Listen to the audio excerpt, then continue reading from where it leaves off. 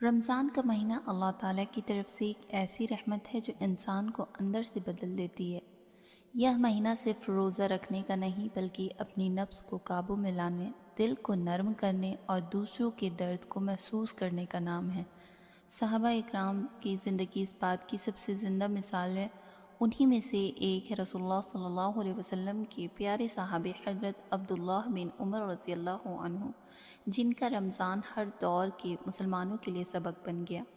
جب رمضان کا چاند نظر آتا تو حضرت ابن عمر رضی اللہ عنہ کی دنچریا پوری طرح بدل جاتی تھی۔ وہ پہلے سے ہی سادگی اور تقوی کے لیے مشہور تھے، لیکن رمضان میں ان کی عبادت اور انسانیت دونوں اور زیادہ نکھر جاتی تھی۔ آپ اس مہینے کو اللہ کے قریب ہونے کا سب سے قیمتی موقع سمجھتے تھے، اس لیے دنیا کی کسی بھی سہولت کو اپنے اوپر ترجیح نہیں دیتے تھے۔ حضرت ابن عمر رضی اللہ عنہ کی ایک بہت مشہور عادت تھی کہ وہ اکیلے بیٹھ کر کھانا نہیں کھاتے تھے۔ ان کا ماننا تھا کہ جس انسان نے پورے دن بھوک اور پیاس کی تکلیف سہی ہو، وہ اگر کسی ضرورت مند کو یاد کیے بنا افطار کر لے تو اس روزے کی روح کمزور ہو جاتی ہے۔ اس لیے رمضان میں تو وہ خاص طور پر اس بات کا دھیان رکھتے تھے کہ ان کے ساتھ کوئی غریب، مسکین یا یتیم ضرور بیٹھے۔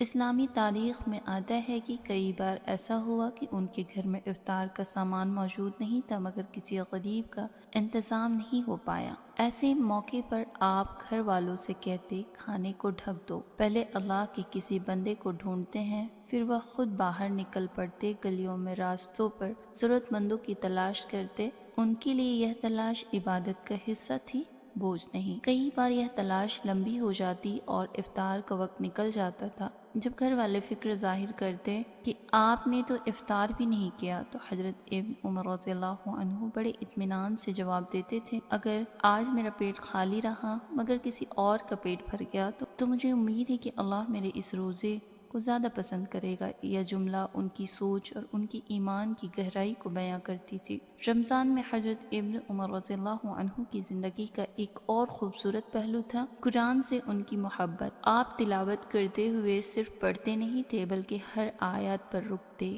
سوچتے اور اپنے عمل کو اس پر پرکھتے تھے۔ جنت کی آیتیں پڑھتے تو اللہ کی رحمت پر دل سے شکر ادا کرتے، اور جب عذاب کا ذکر ہوتا تو اپنے لیے اور پوری امت کے لیے پناہ مانگتے تھے۔ یہ رمضان ان کے لیے آتم سدھار کا مہینہ تھا۔ آپ اکثر کہا کرتے تھے کہ روزہ صرف کھانے پینے سے رکنے کا نام نہیں ہے، رمضان میں وہ اپنی زبان کی زیادہ حفاظت کرتے تھے، بیکار باتوں سے دور رہتے تھے اور کسی سے جھگڑا ہونے کی صورت میں خاموش کو اختیار کرتے تھے۔ اگر کوئی سخت لہجے میں بات کرتا تو آپ بس اتنا کہتے، میں روزے میں ہوں۔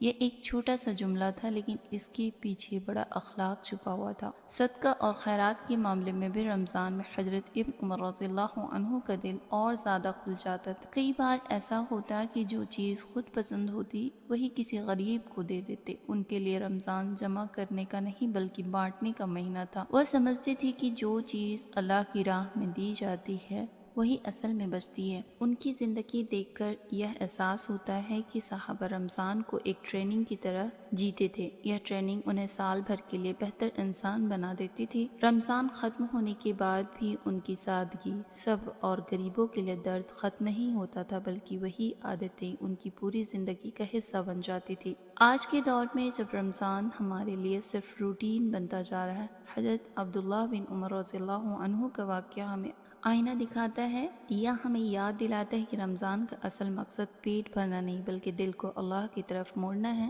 اگر ہمارے روزے ہمیں زیادہ رحم دل، زیادہ صبر اور زیادہ انسانیت سکھانے والا نہیں بناتے تو ہمیں خود سے سوال کرنا چاہیے۔ حضرت ابن عمر رضی اللہ عنہ کی رمضان بھری زندگی آج بھی امت کے لیے ایک پیغام ہے کہ اللہ کی قربت دکھاوے سے نہیں بلکہ اخلاص، قربانی اور اچھے اخلاق سے ملتی ہے، اور یہی رمضان کی اصلی کامیابی ہے۔